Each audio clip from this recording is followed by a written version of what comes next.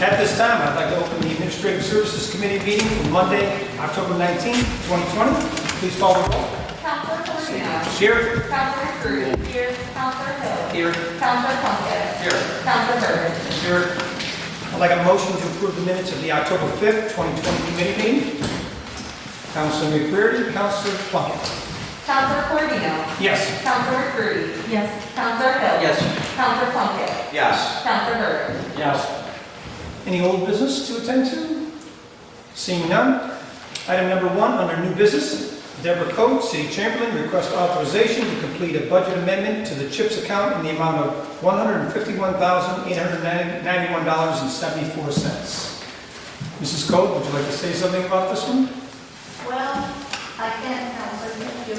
The state, due to COVID, is taking 20% off the top of our reimbursements and our any payment that will come before you probably in December.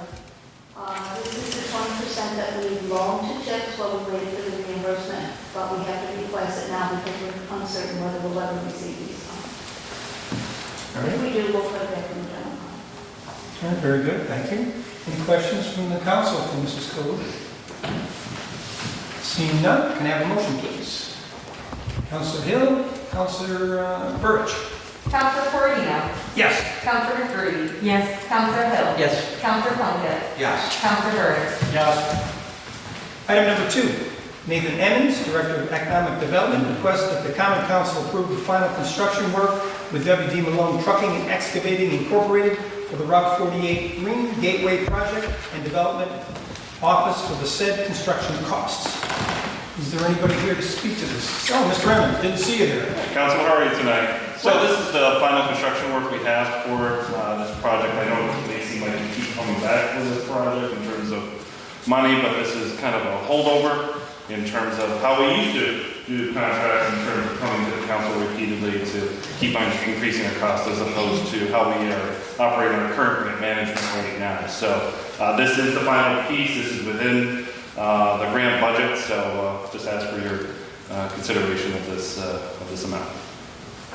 Do you remember offhand the amount we're talking about? The $24,655. Yeah. Yep. Okay.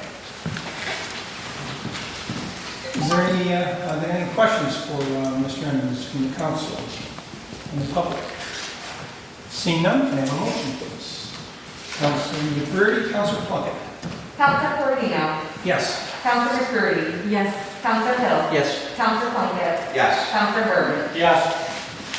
Item number 3, the wastewater department requests that the city chamberlain be authorized to make an intra-departmental transfer within the wastewater department's budget of funds from account G.81040.0200 equipment to account G.8140.0410 supplies and materials. Is there anyone here? Yes, somebody here. I'm Dan. Yes. For Ken. He's off on a fun trip, so he sent me. He sent you. Okay, can you give us a little more detail on this one? I mean, we're just sticking with our priorities. We've been doing a lot more work in-house. Some of the things we budgeted for were in the equipment account, which requires a much higher threshold of purchasing. So we're just moving that money into the other accounts so we can buy the little things that we're finishing up projects with, and just keep our momentum going through the rest of this year and maybe pick up some of the winter jobs as we transition to the 2021 budget. And trying to keep things under control.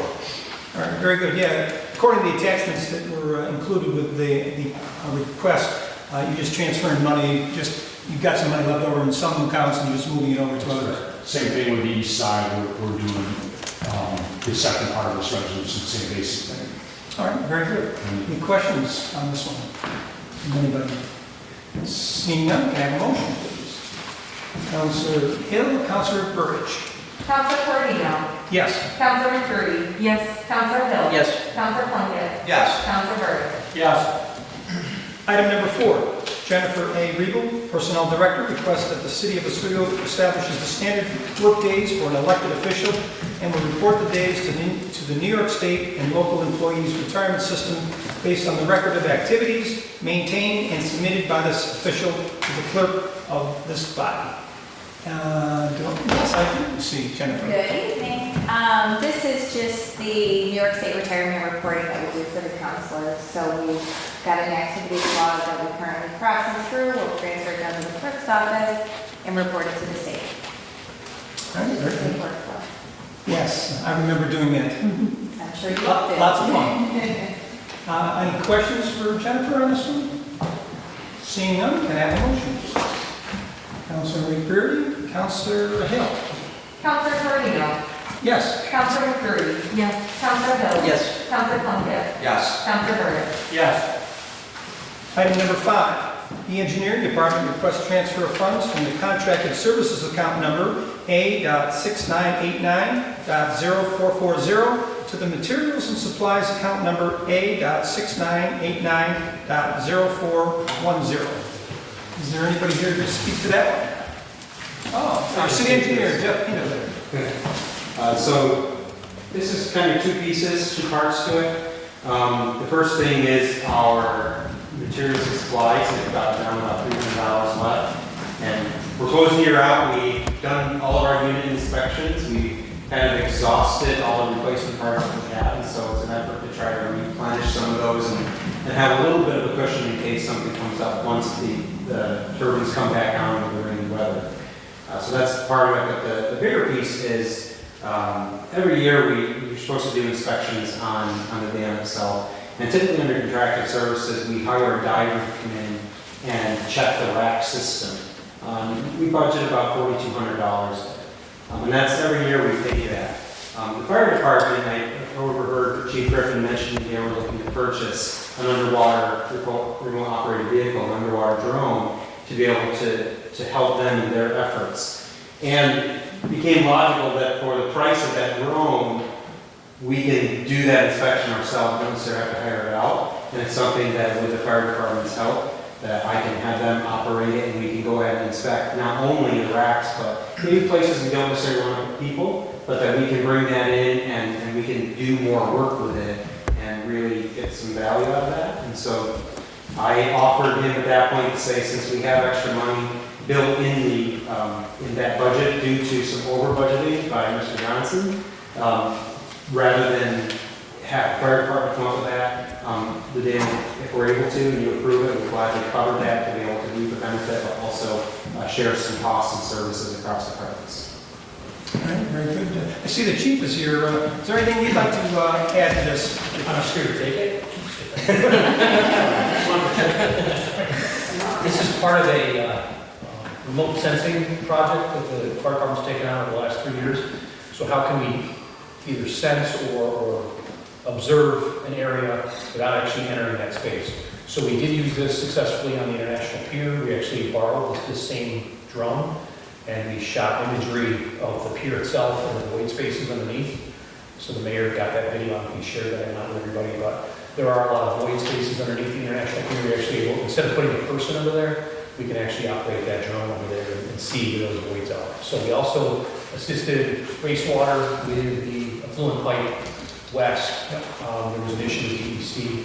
So to help them, we used the boat and our ROV to be able to find where that is and inspect that. Rocks were getting pushed up into that pipe, and that caused an overflow of the west side wastewater treatment facility. And the DEC wanted to know our plan to make sure it doesn't happen. And so that's what we've put in place with Ken, is to go out over there annually and make sure that well, periodically, I should say, and check that pipe and make sure it's clear. So this is part of a larger project. All right, very good. Certainly, it sounds like the way to go, and I'd like to commend all of you for thinking maybe outside the box and putting your heads together to maybe save some money for the city in the long run. I feel bad for the diver. But we all come in work. I'm sure. Any questions or comments from the council on this one? Anybody? Seeing none, can I have a motion, please? Councilor Burridge, Councilor Plunkett. Counselor Carino. Yes. Counselor McCreary. Yes. Counselor Hill. Yes. Counselor Plunkett. Yes. Counselor Burr. Yes. Item number 6, Mayor William J. Barlow Jr. requests authorization to enter into a 3-year, December 1st, 2020 to November 30th, 2023, shared services agreement for emergency assistance with New York State Department of Transportation to provide emergency assistance to municipalities in the absence of an emergency declaration. I did speak to the mayor earlier today about this, as he was unable to attend tonight. And basically, he told me that this is an agreement that we've had since 2016, when it really was started because of the snowstorms that we get in Oswego. I don't know if anybody remembers, we do get snow here. So it's renewing the agreement. It basically says that the DOT will help the city, and the city will help DOT, and it is primarily for winter plowing, and it could be for other needs as well. We do track the value of each of others' assistance, but it really doesn't amount to anything substantial, according to the mayor. So that's the backstory. Anybody have any questions or concerns about this agreement? Seeing none, can I have a motion, please? Councilor Hill, Councilor McBurney. Councilor Corino. Yes. Councilor McCurdy. Yes. Councilor Hill. Yes. Councilor Plunkett. Yes. Councilor Burr. Yes. Is there any other business to attend to? Seeing none, can I have a motion to adjourn? Councilor Plunkett, Councilor Hill. Councilor Corino. Yes. Councilor McCurdy. Yes. Councilor Hill. Yes. Councilor Plunkett. Yes. Councilor Burr. Yes. At this time, I'd like to call the Physical Services Committee meeting for October 19, 2020 to order. Please call the roll. Councilor Hill. Here. Councilor Burr. Here. Councilor Walker. Here. Councilor Gosar. Here. Do I have a motion to approve the minutes of our October 5th, 2020 meeting? Councilor Burridge and Councilor Walker. Councilor Hill. Yes. Councilor Burr. Yes. Councilor Walker. Yes. Councilor Gosar. Yeah. Before we go on, I'm looking at your desks, and yours says Walker and yours says Burridge. It's causing some cognitive dissonance over here when I look at this. Just so everyone's aware, they're not in, they're not who they say they are. Okay, is there any old business to come before this committee? Seeing none, we'll move on to new business. Under communication, item number 1. Mayor William J. Barlow Jr. requests use of public space for Jesse Benucci and neighbors to paint the Franklin Square playground. I did have a chance to speak with the mayor today, and before I just kind of provide a report of what he's provided, Jesse, would you like to give an overview of the project and what you want to do? I'm Jesse. I live on West 4th. I lead the Oswego Renaissance Association block challenge grant on my block. So got like 15 houses involved doing projects in their house, but we're also looking at painting the playground to different colors. So brown is going to be like a little bit different color brown, but then we have a green and a yellow. So kind of 3 different colors, trying to make the park light up a little bit. So far we have 30 participants for this Saturday to paint the playground, and we have a maximum of 50 participants, but everyone's getting masks while painting, and then a lunch hour, socially distancing themselves in the park, and then continuing for the colors. So basically in the morning it's going to be scraping down the paint, doing the brown, having a lunch break, and then coming back and doing another 2 colors. So that's it. Great.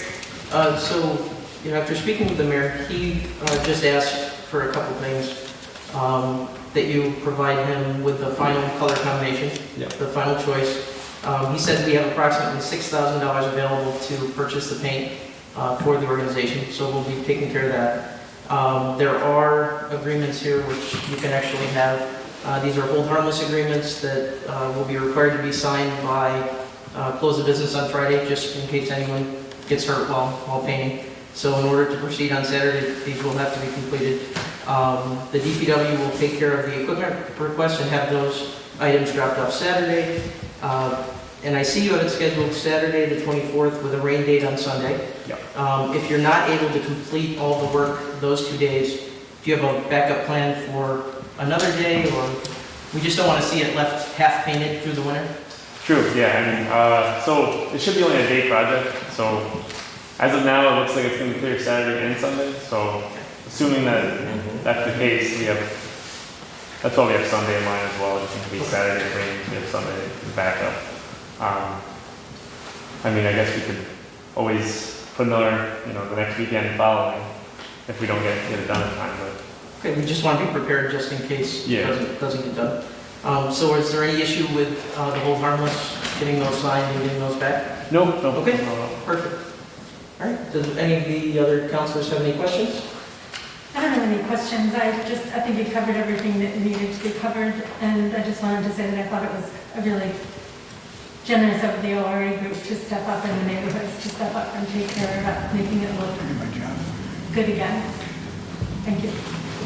I think it's great to have someone young, taking the initiative and being a block leader, and I think it's great. So, any questions or comments from the council? Okay, could I have a motion, please?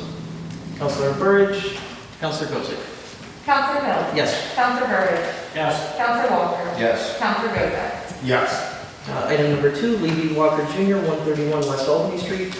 Request consideration of the Common Council for the closure of West Albany Street from Babcock Street to the dead end. Just so everyone knows, procedurally, this is a two-stage process where we would have to vote in the affirmative at the next council meeting to close the street, and then we would have to take another vote in 2021 to do the same.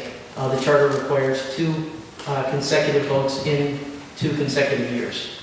So this is not a process we can actually vote on and complete at the next meeting. So Mr. Walker's here. Would you like to talk about what you plan to do and why you're making the request? Yeah, my name is Lee Walker. I live at 131 West Albany Street. My family's been there since the same house, 7 generations since 1897. There used to be old railroad trestles that used to go across. I own all the property that goes down the whole street. Would like to close it off. I've been plowing it, sanding it, maintaining it since I've been there, and I moved back there in my homestead with my family in July of '88. And I own all the property around it. Alderman Hill, you mentioned that, or someone mentioned as we were talking amongst ourselves that there might be a neighbor, I think it was Alderman Gozick, that has a sewer there and that comes down through there. And I'm paying for all the process of moving this sewer, which is the Okinos. And the Okinos were kind enough to make my dream come true of rehabbing my house and making my house a lot larger than it is. And there was a small sliver of land that went down the side of my property that made it so I couldn't do it. And those folks were kind enough to deed that piece of property over to me, with the exception of I take care of their sewer. So I'm the only house down there. I am on both sides of the street, and I'm the only one down there. And just something that the city street has been my driveway since my cars were around, and I'd like to have it closed off, and eventually maybe after my project's done, I might fence in all my property and maybe put a gate down there at the end, and it would go from Babcock Street. If anybody knows where Albany Street is, and there's 2 dead ends. There's the one dead end that goes up the hill, and then on the other side where Babcock and Albany meet is where I'd like to have it closed off.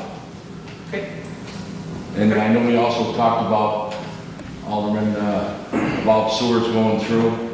There's a sewer that goes through there at any time. I would be willing to, they have access, easements, whatever you need in there. I wouldn't stop any of it. There's water, sewer, catch basins, any kind of maintenance wouldn't be any problem at all. And since this, only maybe 4 or 5 years ago, I think the only person that was on was my brother, that was a councilman, and we had the deed over. Mayor Gillen was the mayor, and we deeded some sewer rights, easements on my property that we signed over on 3 of my properties, so they could extend the sewer through our yards. So that was something that, if any of that has to happen, that's not a problem at all. Okay. All right. Are there any questions for Mr. Walker before we move on? Okay, so I took it upon myself to reach out to the city engineer because my concern was primarily city infrastructure that runs under Albany Street, that section. Correct. And he, sent me back a pretty thorough email that says there's a 36-inch storm sewer, 24 and 10-inch sanitary sewer, and a 6-inch water main that would all have to be essentially permanently eased to the city. The problem is that easement would basically be the exact location that the street is now, with no permitted development, no building, no anything. So I'm struggling to see what the benefit would be to having the street closed off and really, handing that property over to you. if you can't do anything to it. So there- Privacy, you know, it's, But no one else in the city is afforded the luxury of being able to take a public street and make it private. I mean, they have to deal with living in the city. They have weeded off city streets in the past many times. Well, we weren't able to find any similar situations. But, you know, I defer to the engineer. You know, I did ask for his opinion on this and what he, you know, his recommendation would be. Because there would be a small benefit to the city of not, but you say you already maintain it, but the city is ultimately obligated to maintain that street. So there is a benefit for you assuming responsibility of that maintenance. But on the flip side, and I know you're saying we can have access at any time, but building a gate, putting a fence up, it makes it difficult. Plus, if you park any of your vehicles on there and there's an emergency situation, you know, they have to be moved. And if you're not around, or you're on vacation, or you're at a, you know, car show or something, you know, that could be an issue, where they would have to come in and destroy your property potentially to get to whatever the issue is. I'm struggling to see the cost benefit here of closing it versus, you know, what the benefit to you versus the benefit to the city. So. Well, the only thing I would say is right now is if you went down there, there's cars right on that street now that's, you know, there's 5 or 6 cars right there right now, every one of my drive. And, you know, there's been times the city's had to come down and say, hey, can you move your cars for us? We have to do A, B, or C, and we immediately move it. I'm one of the most easiest persons to get a hold of, so vacations, yeah, we take vacations, but there's always somebody around. Okay. Okay? And then I have a question for the city engineer. The map that you sent shows a large section of Albany Street that belongs to a different property owner along the street, so. So the map that I sent is from the partial search, which is funded by the county, and shows current property values. So regarding any, and I don't know the status of your deeding, but the mapping there hasn't been updated if the property transaction has occurred. The mapping hasn't been updated, so. It hasn't occurred yet, it's in the process. As anybody knows, surveyors are way backed up. Right. They literally just finished the survey 2 days ago. I called today. I'm supposed to have it in a day or two, and then that deed, and you're talking about Josephine and Murphy Okino. Yes. And that's the piece that they've been so kind enough to give to me. Okay. So that will be, it's mine if the stakes are already up. We're just waiting for the survey and then the file of the deed. So that's the only, I can comment on that map, saying that map is as good as what the county has on file. Or I would not be here if they did not give me that land. This would not be taken. I wouldn't be here. Because that was a concern of mine when we called, is that we had a second property owner who potentially had a claim on an abandoned street. We would want to make sure that they had opportunity to weigh in. If that issue is resolved and that relieves that concern. Is there anything you want to add before I open up to questions, or? From, as a city engineer, I mean, obviously the public utilities are my utmost concern, and making sure that we have access and the ability to maintain and keep these facilities in good operation in case of emergencies, things of that nature. You know, we have a significant trunk line that runs through there. There's a 36-inch storm. We've upgraded the sanitary there in recent decades. So while nobody ever plans on an emergency, I think it's in our best interest to make sure that we have the ability to maintain and have access to our utilities. In the ideal world, we own the land where our utilities reside. It protects us from issues of claims. If you get a sinkhole, you get something happening. If we own the property that the utility is on, it lets us do what's in the best interest of that utility and all of the users upstream of that utility who are serviced by those utilities. So you ask the city engineer if they prefer to own the property or just have an easement, I'd rather own it, and then we can do what we want with it when we need to do it, and not have to worry about any of the ramifications. And maybe the city attorney can speak to this. With a permanent easement, there would be no ability to build, develop, otherwise really impact that property. So I'm struggling to see what the benefit of turning the property over when there's a significant amount of infrastructure under the street.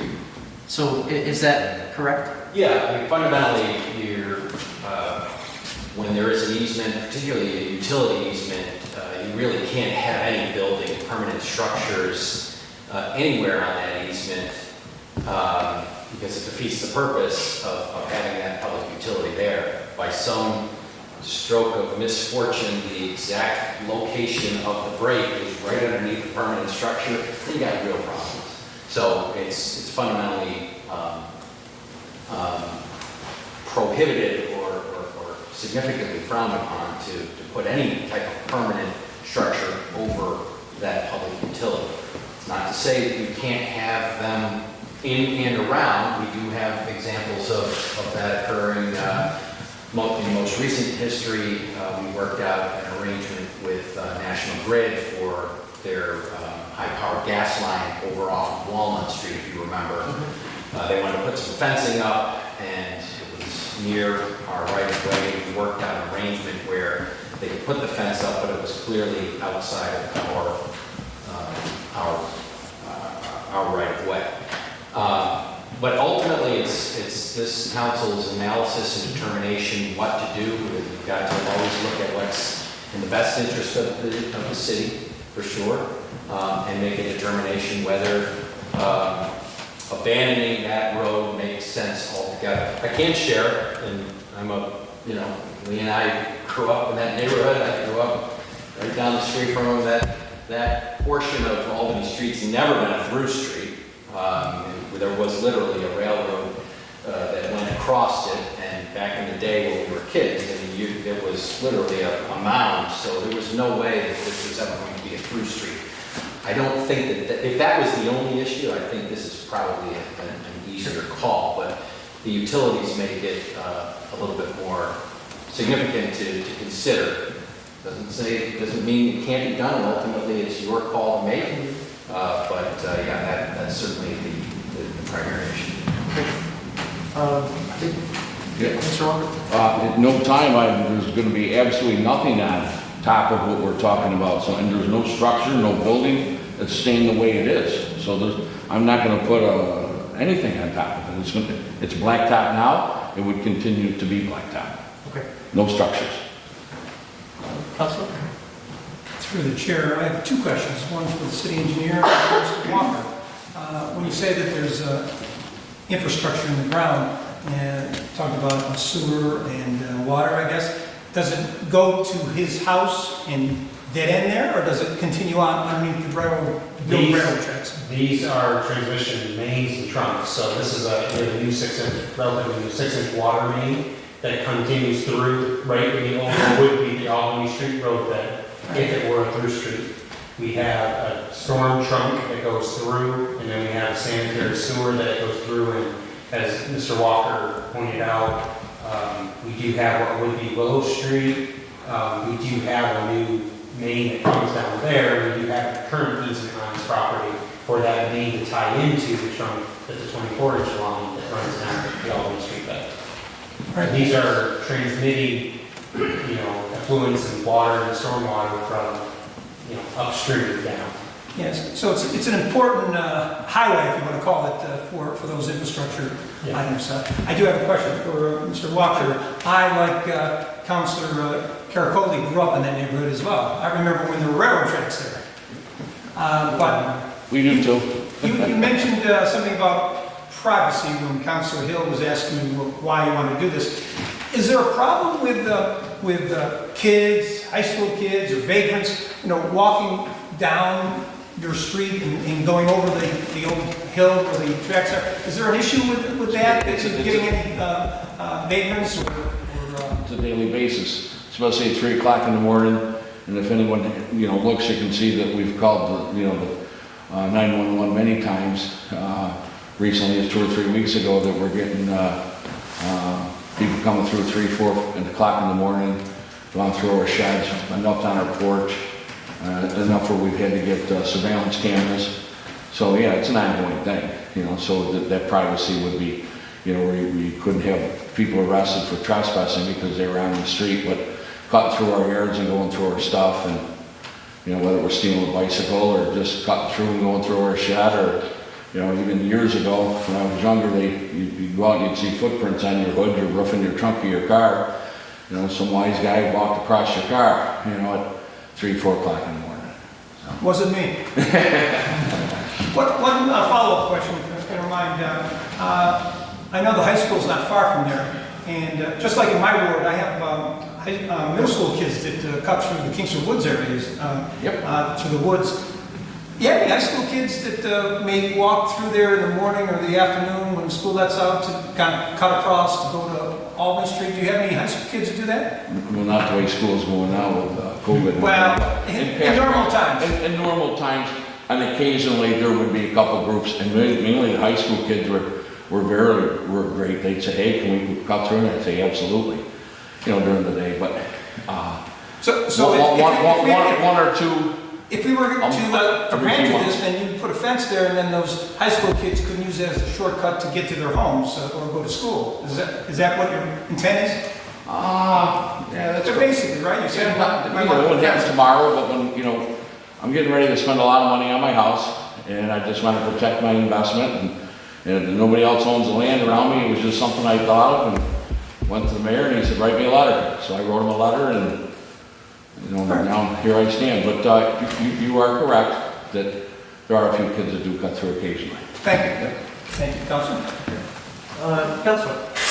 I just want to be clear here, we're not actually giving him the road.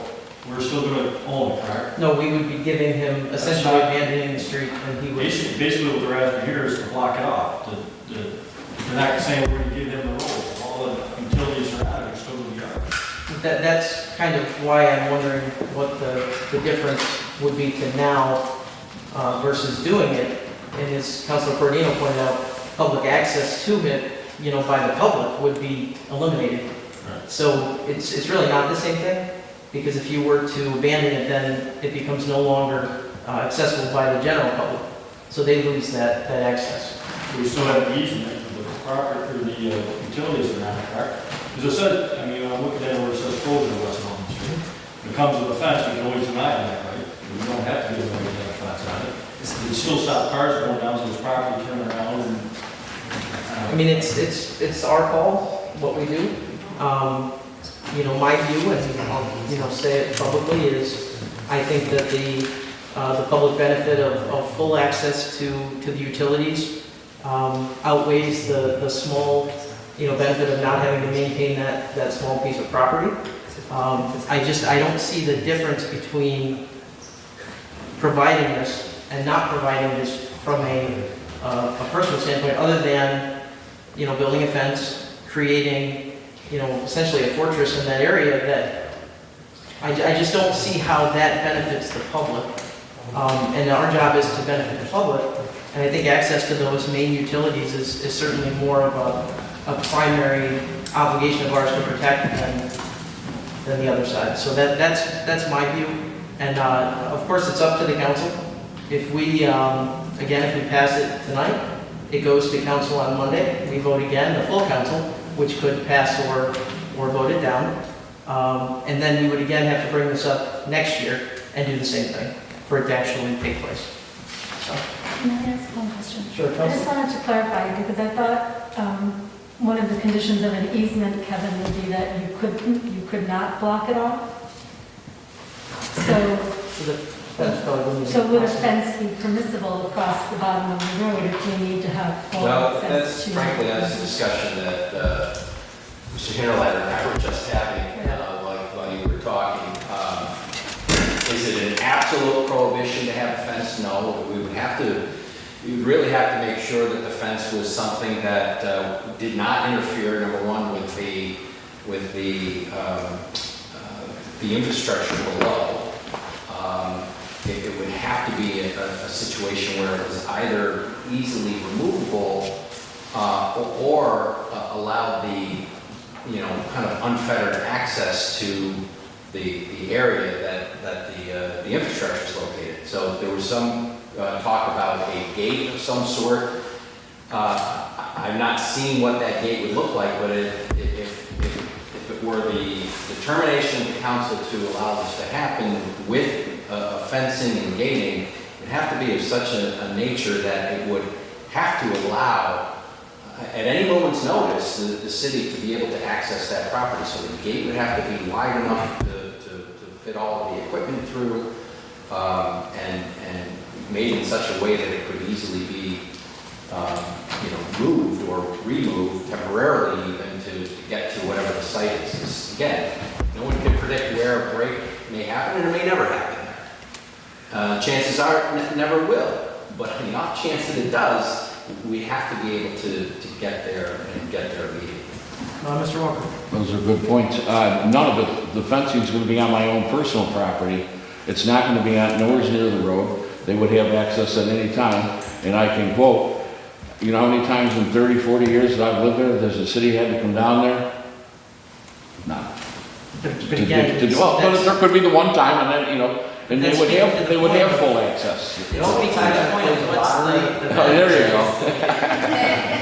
But But the fence is not going to be on, it's going to be on my own, where the surveys are, it's not going to be more near the street, it's going to be so many feet off. But it speaks to the question of then what is the point of closing it off? If you're I don't know, how I'm looking at it is, I pay a lot of taxes, I'm a taxpayer, I'm Johnny Q. Public too myself, and proud to live here for 150 years in the same house.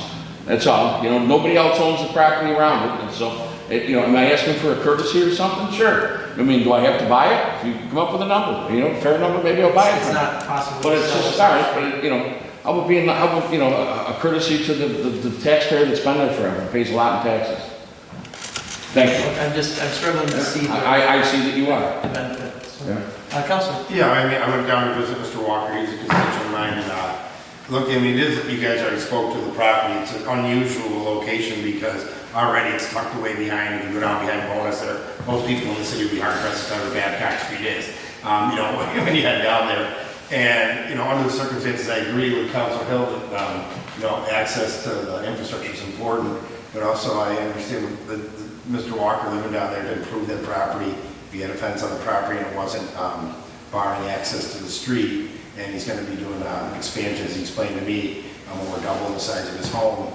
I support, I just want to say, I'll be on the record that I support him here. I don't see any other use for what's going to go, nobody else is going to be living there. He owns both sides of the street. It's not that much property. He has about 20, with your bus company, now the cars, there's already about 20 or 30 cars down there. He pretty much, if he was going to improve it and do those things down there, not many people see it, but at the same time, I understand the concerns here, and I don't know if, I maybe ask the city attorney if it would be better if we actually had some sort of more detailed plans of this fence. Or city engineer, that perhaps it facilitates this discussion. From my perspective, I'd like to support Mr. Walker, but under the circumstances, if we had the need, if we had, plan to see where this fence would be, would that be something that would, I just think that it might be something to be helpful, but I do support it only because the nature of the property is so secluded already and so cut off from everywhere else that there's really nothing else down there. So, yes, Mr. Walker. Oh, sorry. I appreciate that. And I'm guilty of not having survey maps here, so you can look at the maps and things of that. And I will be having all those. I do have the architect drawings for my house, but that has nothing to do with well, it does, but the property around it. And maybe in a later date, I can bring it if you wanted to table it or vote for it. I don't know whatever your feelings are, but I can bring back the surveys, but I think it shows on, if you get on the maps, as this gentleman has done, and, but if you need more information, then I can bring it, and I'm waiting for Getman with the surveyors, so. I think my problem with that is just that the development can't take place where we would be abandoning, so there's no difference to what's there now, other than losing public access and general public access to that street. So you can do all these improvements without having that street abandoned. 100%. You have the property, you own it, going through the proper channels, you can do it. So there's seeing the plan doesn't change the fact that you can't do anything in that area.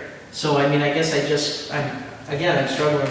I think we'll move it, I'll take a motion in a second, we'll move it to full council for a vote if it passes this committee. I won't support it because I don't see the benefit of losing that general public access, and you may not always be the owner of that property. So these are issues that can compound over years. People forget, they lose track of records, the property gets sold, and then there's an emergency. There's just a lot of complicating factors. It's not a simple process to just give up a city street, and that's why in the charter it's over 2 consecutive councils. So it's just, I think it's a big decision that, you know, just for convenience or the sake of fencing in a property or secluding a property doesn't meet the public test for me. But, you know, my obligation is to look out for the public, and you know, it's a balancing act. But I'll take a motion.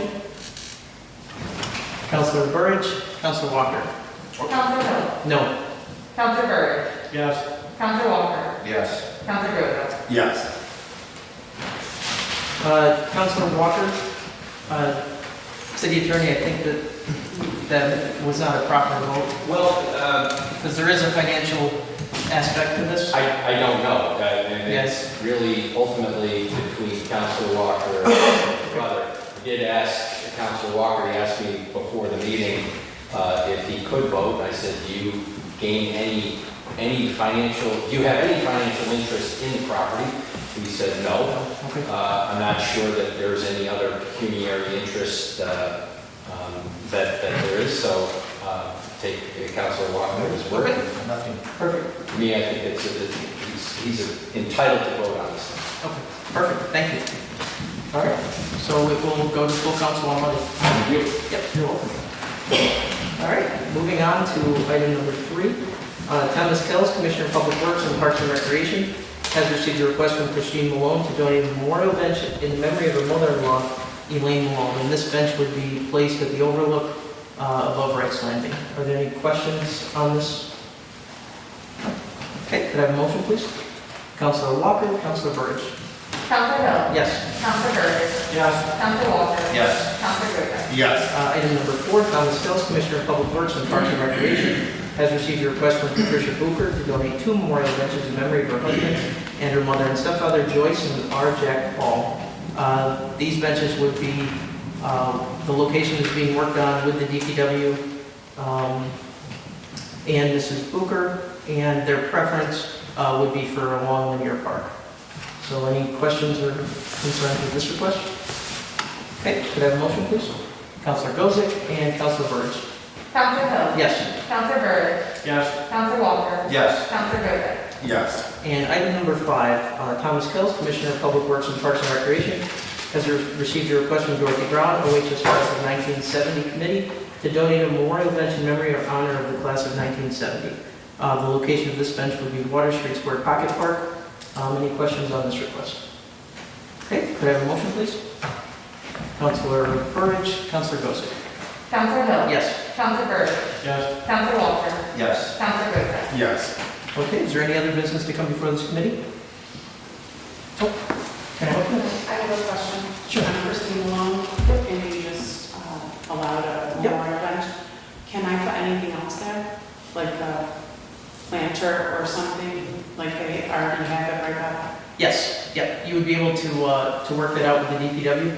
I've noticed there are several benches where they'll put plants and flowers along the benches. Okay. So I don't believe it can be anything permanent, but if it's able to be moved seasonally, then it would be allowed. That's what I'm asking, Yep. is for something permanent. Can I do something permanent? We can, why don't you work that out with the DPW directly? Because I think they'll be able to help you with that. So I don't talk to you anymore, I talk to somebody else? I'll actually get your contact info and I'll work it out for you. Perfect. Yep, sorry about that. Normally those, nobody usually comes to speak on those, so. She told me to. Oh, she did, great. So we can talk after and we'll make sure that we make that happen. All right, you're welcome. Any other business for the committee? Okay, I'll take a motion to adjourn. Councilor Burridge, Councilor Walker. Counselor Hill. Yes. Counselor Burridge. Yes. Counselor Walker. Yes. Counselor Rosa. Yes. This time I'd like to call the Planning and Development Committee to order. Counselor Walker. Here. Counselor Corvino. Here. Counselor McCready. Here. Today I need a motion to approve the minutes held on October 5th, please. Councilor McCready, Councilor Cordino. Counselor Walker. Yes. Counselor Corvino. Yes. Counselor McCready. Yes. Any old business coming? Seeing none, go to communication. Number 1, The zoning and planning office requests that a public hearing be scheduled for the amendment to the zoning map for the property known as 103 Fifth Ave pursuant to section 270-96 of the zoning ordinance. I believe this is for the property owned by... Yep, we're seeking the public hearing for the piece of property that Mr. Carhart and the Oswego County Federal Credit Union, they purchased the Crafties building between 4th and 5th Ave on 104. As well, they purchased the property immediately south of that runs all the way through from 4th to 5th. They're splitting that property in half, and they're looking to take what is Crafties is traditional business at other properties at TN2, looking to turn the southeast portion of that other lot into traditional business and incorporate that in their parking. They're going to have a drive-through in there, and they pick up another, I believe, 10 or 11 spots with that. They're also assigning 2 spots at the very west end of that parking for the house that will remain there in the TN2. Okay, so they're taking out the driveway now. There's actually a driveway. If you were to look at the flyover right now of it, it actually is already paved. It's a long driveway, so they're really, it's really not a change other than they're incorporating it and merging it with the Crafties building, so it's all one parcel. They're splitting off the one parcel that's south of it and taking the eastern portion and merging it with the credit union so that it's all one. So they're going to change the infrastructure much on it. If they ever sell the house, they might. Are they going to give that property? If they will have those 2 parking spots will be deeded with that house. It will be deeded. To go with that. And they're actually right up tight behind the house. Okay, thank you. Any more questions or concerns? Mr. Carino. Through the chair. Jeff, I just wanted to get more clarification on these 2 parking spaces that are going to be deeded to the house. I know currently is the house rental? Is it got students in it? What? Single family rental. It's a single family rental. So 2 parking spaces. 2 parking spaces. Are the minimum that is required. That is correct. And if it ever becomes college housing and they put 4 kids in there and they need 4 cars, that might be an issue. Right? I mean, conceivably. That is possible, but we have to remember that there's multiple spots all over the city. A single rental means that you are allowed to have up to 4 unrelated, and it requires 2 parking spots. So regardless of whether you put a family of 7 in that house, you still require 2 parking spots. Or if you put 4 college kids or 4 individuals that all have jobs living in that house, it still requires 2 parking spots. So it doesn't go by the amount of people living in there. Obviously, the law is 4 unrelated, but you could have a family of 10 living in there. You could have 7 cars, and unfortunately, the law still only requires 2 parking spots. So they would have to, if they wanted, it's a TN2, so a 2-family is allowed. So if they wanted to change that house to a 2-family, they would not be able to do that without being able to show 4 parking spots. So it wouldn't be able to happen where they would have to go back and get 2 more spots from the credit union. Okay, because I know there are some rentals in that area, college students as well as regular non-students, so I was concerned about it down the road. But you've answered my question. Thank you. Yep. Thank you. Any more questions, concerns? Get a motion, please? Ms. Carino? Ms. McBride? Council Walker? Yes. Council Corradino? Yes. Council Curry? Yes. Any more new business? Seeing none, can I get an adjournment? Ms. McBride? Carino? Council Walker? Yes. Council Corradino? Yes. Council Curry? Yes. Thank you.